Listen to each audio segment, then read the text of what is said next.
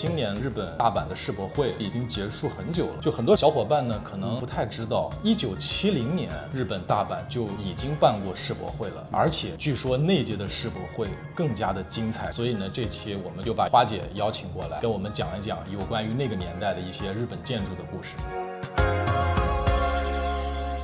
今年的大阪世博会其实关注度肯定不像当年那么高了。从建筑上来说，还是有一两个有话题度的建筑作品。第一个是伊东丰雄他做的那个主会场的场馆，就它上面有一个镜面反射的一个大屋顶延伸出来了，然后它通过镜面反射把底下的那个主场馆往上反射，会感觉到整个好像这个天上漏了一个洞，就感觉像是一个外星的一个建筑。你说的那个一个大的那个环叫大屋根，应该是载入吉尼斯世界纪录的，现在目前为止最大的一个木构建筑，它是藤本壮介操刀去主导的这么一个设计。因为它一开始打的这个旗号肯定是一个无序建筑，一个循环再利用的，但是最后因为主办方他是没有能力去处理这个，他也没有一个妥善的方案去解决怎么样去再利用这些木材，所以大部分呢应该是碾成木屑了以后焚烧做能源用。那这个事情藤本壮介在背后是极力反对的，所以现在是整个设计的主导方跟主办方撕得不可开交的一个状态。我觉得今年的世博会的这个不管是大屋根也好，还是伊东丰雄的那个主场馆也好，是有对1970年的世博会的建筑是有致敬的。因为它那个大屋根一个巨型的建筑，它的这个尺度会让你感觉到首先是一个震撼。这个我觉得它其实就是藤本壮介在致敬当时1970年的时候丹下健三去做的一个大屋顶。1970年的时候世博会它是没有一个所谓的一个主场馆的，丹下健三做了一个大的一个像滑盖一样的一个大屋顶，然后在这个之下规划了很多小的场馆也好，或者一些装置艺术也好。当时有追随它的很多那个时代的建筑师，比如说像黑川纪章，包括说像前几年有得奖的基崎新，都是有参与到那个世博会当中的。伊东丰雄的那个像 UFO 一样的天外来物的 Expo Hall， 我觉得它是有在致敬当时在大屋顶底下的一个装置艺术，叫做太阳之塔。1970年的时候，为什么已经会有这么一个疯狂的这么一个结构？这就不得不说到1960年到1970年，在日本发生了一场规模巨大的、第一次让日本建筑走向世界、让世界看见的这么一场运动，也就是新陈代谢运动。说到新陈代谢运动的话，我们可能要先回到那个时代当中去。1960年，丹下健三第一次在电视上面提出了东京湾的一个规划的一个构想，东京召开了一个东京设计大会，在当中提出了这么一个建筑永续、新陈代谢的一个概念，这就开启了新陈代谢的一个序章。1964年的时候，东京召开了奥运会嘛，丹下健三操刀设计了当时的那个主场馆代代木体育馆。代代木体育馆其实也是丹下健三的建筑生涯当中一个标志性的一个建筑。1960年到1970年当中，手冢治虫的铁臂阿童木正式的 TV 化上映，开启了日本动漫电视化的先河。在文学界呢，川端康成凭借他的《雪国和古都》成为了日本第一个获得了诺贝尔文学奖的得主。时尚圈那个时候有一个文艺的富二代，名字叫做低清二。1960年代末到1970年的时候，他开启了一个新的业态，叫做 PARCO。PARCO 是一个从设计主导面向年轻消费群体的一个消费业态。他当时合作的一批新锐的设计师，是一直到今天为止都响当当的一批设计师，包括 Yves Saint Laurent、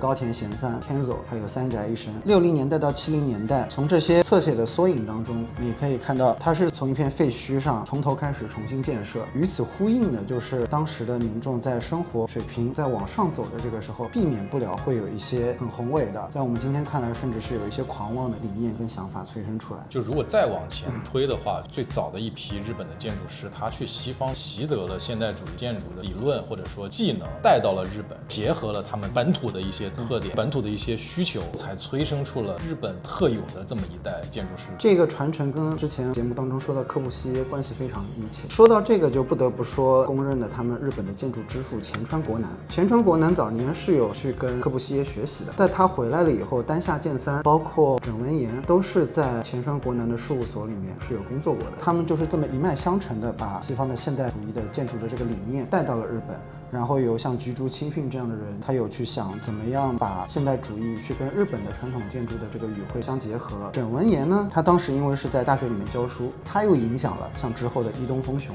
伊东丰雄呢，又是相当于是萨纳妹岛和世的老师。所以你看到整个谱系上面，新陈代谢主义当中的这一批建筑师，有2个是得过普利兹克奖的，丹下健三跟整文彦。包括那个时候追随他们的，那个时候可能还没有崭露头角，但是最后是以一个建筑里的废墟美学独树一帜的基崎新在2019年也是得奖了，包括之后的伊东丰雄、妹岛和世，他们是这么一脉相承下来的。当中唯一一个另类是安藤忠雄，安藤忠雄完全是他自己是柯布西耶的迷弟，但是你会发现好像他们或多或少都跟柯布西耶和现代主义是挂上钩了。这一代建筑师丹下健三、黑川纪章、任文彦，他们被称为叫新陈代谢。那为什么叫做新陈代谢？最早提出新陈代谢概念的，确认新陈代谢当中理念一个根基的，我觉得应该是菊竹清训。菊竹清训是最早在他的理论当中提出了，首先一个新陈代谢的永续的概念，第二是他确认了新陈代谢当中一个所谓的硬件跟软件。菊竹清训他自己有一个很标准的一个诠释，他的一个 proposal 叫做海上城市，它是菊竹清训的一个乌托邦式的构想，它是一个没有建成的方案，它就是在海上有一些人工岛，岛上有一些塔楼状的结构，主体的这个结构，包括它的核心筒，包括它的这些承重的部分，它就拿它类比作为一个人体的一个骨骼里面的一个一个小的单元，比如说像居住的单元也好，商业的单元也好，它是把它类比为人体的一些组织、器官和细胞，它是可以去代谢、去被替换掉的。其实人体它除了摄入能量以外，它去替换它自己的细胞也好，做新陈代谢也好，它是一个自发内部有一套运作的机制的。而在建筑当中，这些所谓的替换是需要有外力的介入，这些单元所谓的生成也不是自发内部给你能源你就能生成的。最典型的其实就是黑川纪章的中银胶囊大厦，它这种视觉的呈现方式是一个比较 tectonically honest 的一个呈现方式，就是我要去做一个模块化的东西，我就在外面让你看到我就是一个个模块化的。它其实这么做是有必要的，因为他当时想做的事情就是说上面的这些胶囊啊，你可以说它是一个可插拔式的。这个东西其实对于现在的建筑的积极正面的意义是对于推动这些预制化的模块化的东西，这个东西是我们现在建筑领域里面还可以再继续去沿用的一个东西。但它这个问题就是在于，尤其在东京这样一个城市化高度集中的这么一个地方，每次你要做一个插拔的动作，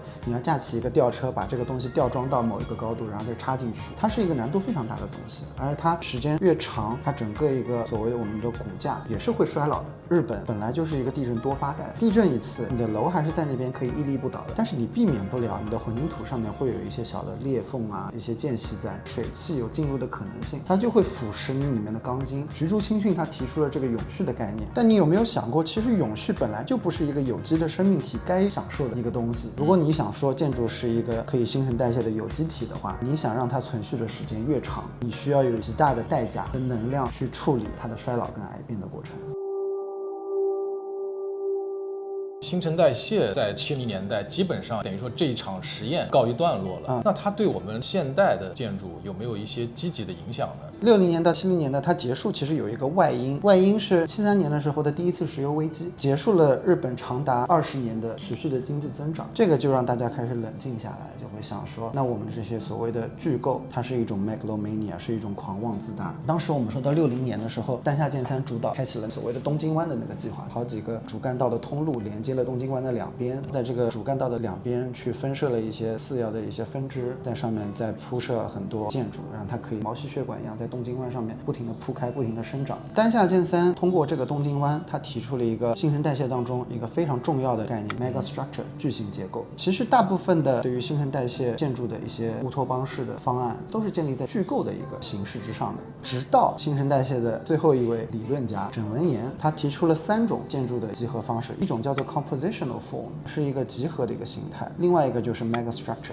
一个巨构的形态，最后是一个所谓的聚落的形态。今天在做很多城市规划的时候，都是以道路控规，它是一个理性的划分核心区域到边缘的一些商业，再到居民怎么样去聚拢使用这个公共领域的这么一个规划的一个方式。巨构的话就是相当于把城市建筑化了，但它其实实现的功能是一个城市应该去实现的一个功能。它这么一个理念为什么会出现在像丹下健三这一批建筑师的手里面，其实就跟他们的这个师承一直追溯到勒柯布西耶是有关系的。你看这些东西在我们看来不新鲜，因为勒柯布西耶在他那个时候就提出了一个很乌托邦式的城市规划，叫做光辉城市嘛。光辉城市它就是一个一个这样十字形的大的塔楼一路排开，非常的规整，非常的理性，它底下所有的这些交通路网它全部都是按照当时想要去促进车的通行效率去做的，它完全不是一个在人的尺度下面去做的一个城市的规划。最后被证明实际上最有办法实现跟最亲近于人的尺度的，反而是枕文彦说的第3种聚落型的。从他的那个代官山的聚落住宅当中就可以看得出来，那个是一个一直到今天为止，它整个一个生态各方面其实都还是挺好的。但是你再回来看，你就会发现，人们以前最早自发性的去集合，去互相的进行一些物质上的交换、生产资料的交换，不就是一个聚落形式开始的吗？所以它绕了一大圈回来了以后，得出了一个结论：那人们自发性的其实才是真正的一种最接近于人去生活的这么一种新陈代谢的方法。新陈代谢主义对后世留下了一些什么？首先，我觉得说新陈代谢主义是第一次让世界看到了日本建筑师在发生，让整个建筑界看到了日本建筑师的存在。因为在之前的话，你会看到像 Constructivism 那个是前苏联主导的，然后包豪斯运动发生在德国 ，International Style 那一批建筑师从欧洲跑到了美国，日本是通过新陈代谢主义第一次在世界上发生。第二个是在我们刚才讨论的这些当中，尤其是在剧构的这么一个形式当中，就是因为它在现实当中不可持续，反而给予了科幻主义题材的小说也好，动漫也好，很多养料。因为我们以前高中的时候都是高达迷嘛，你就会看到高达的漫画动画当中有很多描述，就是人类到了外太空了以后，整个新人类的殖民地，它就是在一个自转的环状的一个结构上面，它通过这个自转获得了一些太阳的辐射，汲取了一些能量，上面的那些农业怎么样去排列，居民的聚落怎么样去排列，都是非常规整、非常理性的。它其实很符合强迫症式的这种剧构，看起来一个无序，但实际上背后有一个很强的运作规律的。但是你会看到像这样的作品当中，新人类代表的是一批什么样子的人？在他那个故事设定里面是个高概念的设定，人在外太空时间久了以后会进化出来一些能力，所以机能各方面都是会比地球人要稍微强一些的。最后他们发生了什么事情？就是他们觉得说地球上的这些人类就是只是为他们提供